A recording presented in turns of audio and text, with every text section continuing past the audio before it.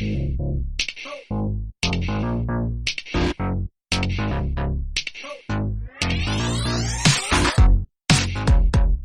is our top 5 on this special anniversary episode of Snap Material?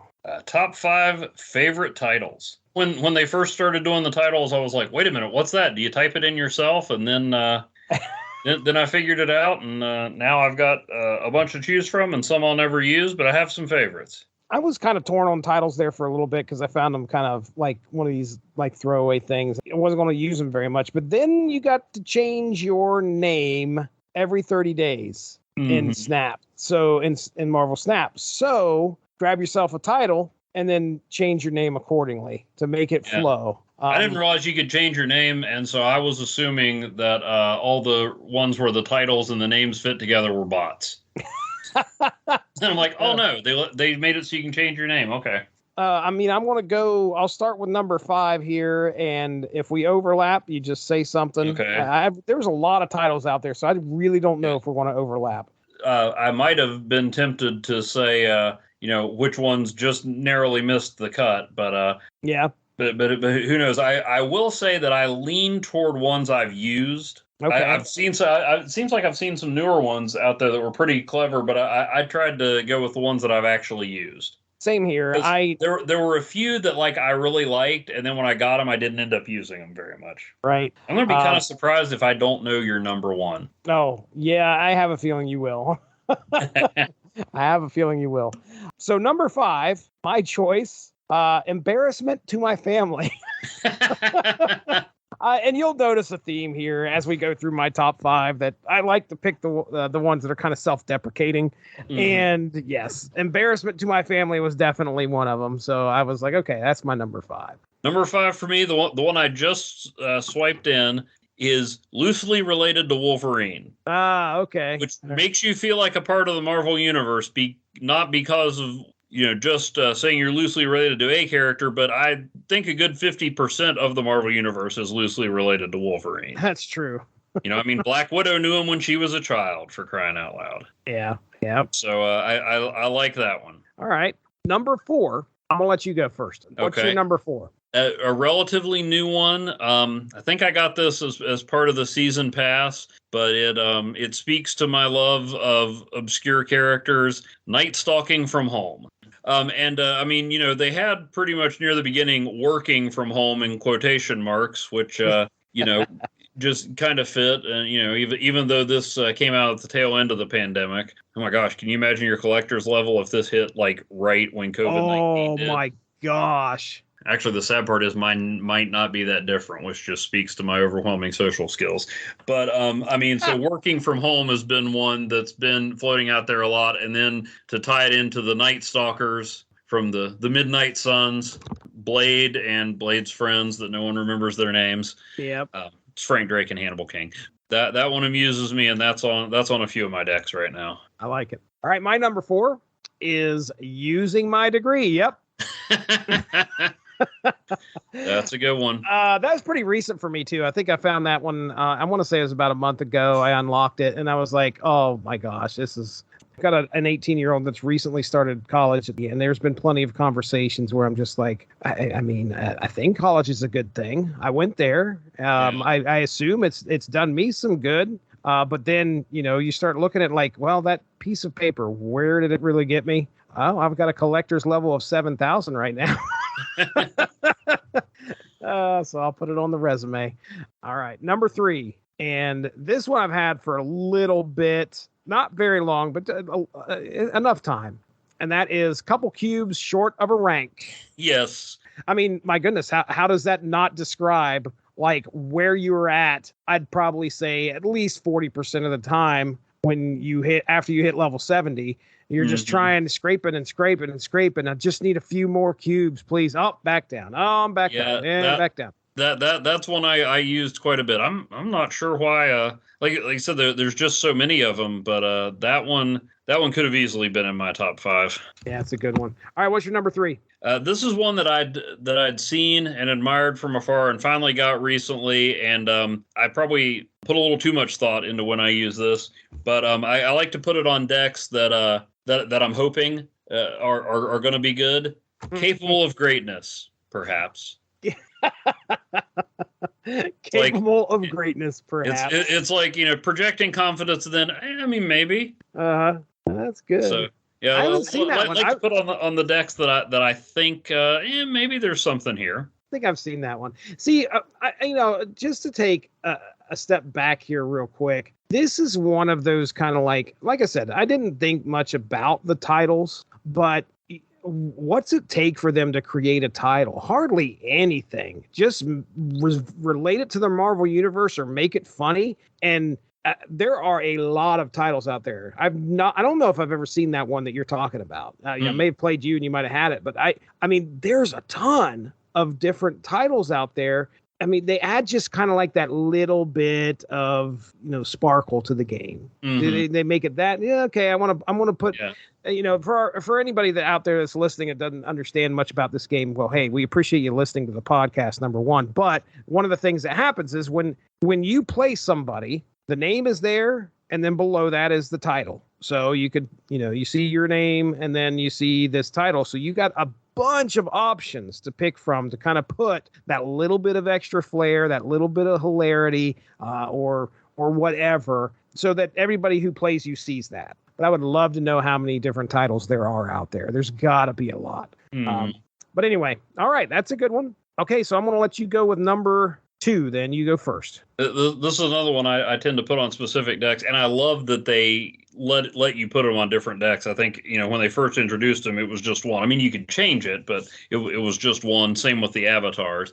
But I overthink my avatars, too, because I'm like, well, it can't be somebody that's actually in the deck. This one I put on the decks that you and I have talked about that are just trying to mess up whatever the other person wants to do. I'm sorry it has come to this. Because I'm like, if somebody did this to me, I'd be frustrated. So yes, I should apologize up front. Yes. Okay. Number 2. When it came to doing the top 5, my top 2 were pretty easy to come up with. The rest of them were like, okay, what do I use the most? Blah blah blah. Mm-hmm. So now we're getting into the okay, I know for sure that this was going to be my number 2 and this was going to be my number 1. But number 2 is playing Agatha. And I think one of the main reasons I like to have that as the title is because you shouldn't have it on there unless you are. And I know that we went through a phase where we were doing that for quite a little bit. And I used it. Yes. When I did that. That's right. And I think it gives me, a little bit of dark joy to beat a person and have that title there. And they knew what they were getting into at the beginning of the game. And by the end of the game, they're like, holy crap, he was playing Agatha. And if you can win, it's that much more sweeter to know that you told them up front, and by golly, you won the game with Agatha. They got beat by a robot. I would be more likely to use that as cover. Like, no, I'm not an idiot. Agatha did that. Somebody to blame? Yeah, that was Agatha. Oh, my God. Agatha played the Hobgoblin on Camartage, not me. Not me, no. I don't know why she didn't lay herself down. There must be a glitch. Agatha moved everybody to New York when you had Wilson Fisk sitting there. Not me. Oh, man, Agatha. Do you want me to announce your number 1? Yes, I want you to announce my number 1. 90s was the best decade. I love it. Yes, indeed. 90s was the best decade. And you won't believe the insane jealousy that I had when I saw people running around with that title and I didn't have it. Yes, I will. I was like, how am I going to get this? And I ended up unlocking it somehow. I didn't pay. I didn't do anything. It was a situation where I'm pretty sure I got it through. I had to have got it through a collector's cache. That's the only way I could think of that I got it. And man, the joy, the instantaneous changing of the title as soon as that happened. So yes, 90s was the best decade. It's great. It's a great title. Podcast to that effect. You know what? I might start something up about that. Now, my number 1, it may have been the first title I got, and if it wasn't the first, it's one of the first. I don't always run it now. I mean, I liked it just for the reference, but now I put it on some specific decks. But it's a bit of a scientist. Yes. And the only reason I know that is because I've seen you play it. Just gonna say, before you get into why you picked that, I want to tell you about some interesting stuff that happened today. So I'm listening to Kapow, the Pop Culture Podcast. Our good buddy Jordan Lowe, Seth, and Cliff. So they did their podcast recently. They have a little segment they do on there every once in a while. They brought it back. It's been a while since they had it. It's called One Job. And the way that they do this is they take an actor or an actress, and they say, okay, what is going to be this one job that goes on their tombstone in the annals of Kapow, the Pop Culture History? What is the one job that this person is going to be known for? This last episode that they did, they chose Willem Dafoe. And I kid you not, it was up until I listened to that podcast today that I realized that your title that you picked as number one is a reference as to what he says. Oh, yeah. In that movie and Spider-Man. I thought it was The Last Temptation of Christ. I almost thought you were serious, so I was like, because I'm sitting there, I'm like, they were playing clips off of the movie. I thought it was Spider-Man. What if it was The Last Temptation of Christ? Oh man. So anyway, like it reminded me of that line in Spider-Man. I can see it and hear Willem Dafoe saying it. And then even though I've got other titles that I mix in besides the nostalgia factor, I put that on a lot of new decks. Like if I'm trying something out, like I'm a bit of a scientist. Let's see what works here. Usually it blows up in my face almost as disastrously as Norman Osborn's Goblin Serum. But I just I love the movie. I mean, X-Men brought us into the age of comic movies, but Spider-Man showed it wasn't a fluke. So yeah, but between the nostalgia and the description of some of my decks I'm trying out, that's my favorite. All right. Did you have any that narrowly missed the cut? I did, but did I keep a list? No. The one that I was pretty sure would get on there, and I just haven't used it much, because everybody uses it, so it made it a little less. It just same reason I don't want to use Nimrod or Galactus, but it cracked me up, and I wanted it. And then when I finally got it, I'm like, everybody uses this one, the Silver Couch Surfer. Oh, okay, yeah, I've seen that one. That cracks me up, and also I just imagine the actual Silver Surfer just like showing up and crashing on your couch. I mean, I'm not an expert on the Silver Surfer, but I just imagine he's like, yeah, hey, Ben, Johnny, can I crash here for a few days? And he could get his own place, but just freeloader, exploring Earth. True. Big trapped here. I used to have Yes, Why Do You Ask on there quite a bit. And then I started to realize that and I think I sent you this was a long time ago. Somebody had at the top their name and title was "Do You Lift, Bro?" And then the guy below had "Yes, why do you ask?" That was great. I also like "This Matchmaking Sucks." That was one of the earliest ones I saw, and I'm like, they're just leaning right into it. Please, I need that title. I have not seen it grace my options yet, but I want that one so bad. I don't know if I have it, but I saw that one a lot, and I'm like, yeah, just go with it. I'm looking through all the titles right now. I almost had I Got Dim Variants on there. I really thought about that one pretty hard, but did not put that one on there. And From the Top Rope, of course. I'm a wrestling fan, so that made me laugh. I also enjoy Met Nick Fury Once. That's a good one. Here lately, the one that I used here lately with the move deck is Your Cubes, Give Them to Me. That one I liked. I don't think I'd seen anybody use that against me, so I was like, I think that was a Conquest unlock, wasn't it? Oh yeah, you're right. See, yeah. I played some Conquest. Now, Jesse, if I don't know if you had any other near misses you wanted to get to, but this is an anniversary episode. Mm-hmm. I brought a bonus top 5. Oh, let me hear it. I can't wait. This is exciting. The top 5 locations I get mixed up. Okay. Top 5 locations I mistake for each other. All right. At first I thought, I'm like, hey, let's do this. And then I'm like, I don't know. And then I realized it happens a lot. Yeah. So number 5, Kemhartaj and Kunlun. More than once I have played a card on Kunlun and been like, hey, why didn't I get the other reveal? Guilty. Why didn't I get the second on reveal? So guilty of that, man. Done that a lot. They're spelled kind of the same. They look kind of the same. It's happened more than once. Good pick. Okay, number 4, Oscorp Tower and Fisk Tower. Oh no. We've been well documented on here, my problems with Fisk Tower.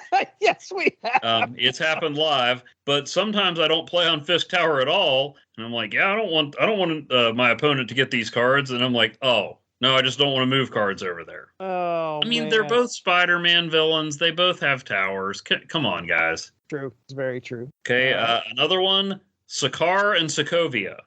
But both of these can mess up your strategy, but at least with Sakaar, you still get to use the card. Yeah, when you're sitting there... I guess I'm not explaining it for the people. Let me go back a little. Camartage, on reveal abilities happen twice. Kunlun, you get +2 when you move there. But you just put a card on there and it just operates as normal.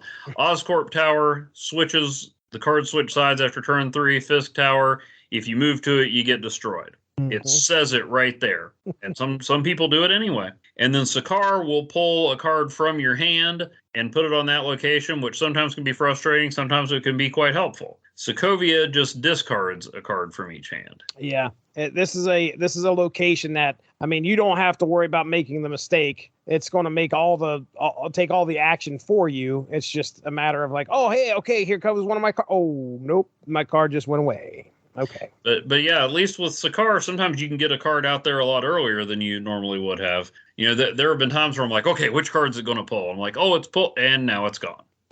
Right. So, but now we get into the ones, those are the ones that happen sometimes. Now we get into the ones that I cannot tell apart. All right. Cannot tell apart. I have often played a card on the Quantum Realm expecting its value to get changed to 2, only to have it put back in my deck because it was actually the Quantum Tunnel. Or I have played a card wanting to get the on reveal and then have it tossed back into my deck via the Quantum Tunnel, only to have its value set at 2 and it remain right where I left it. I just read Quantum. The art doesn't even look similar on them. No, it does not, dude. Wow. But they came out at the same time, and I just read Quantum. And then number 1, the ones that I cannot tell apart, and there's not a common word. They look a little bit the same. Adelon and the Starlight Citadel. Yeah. Yep.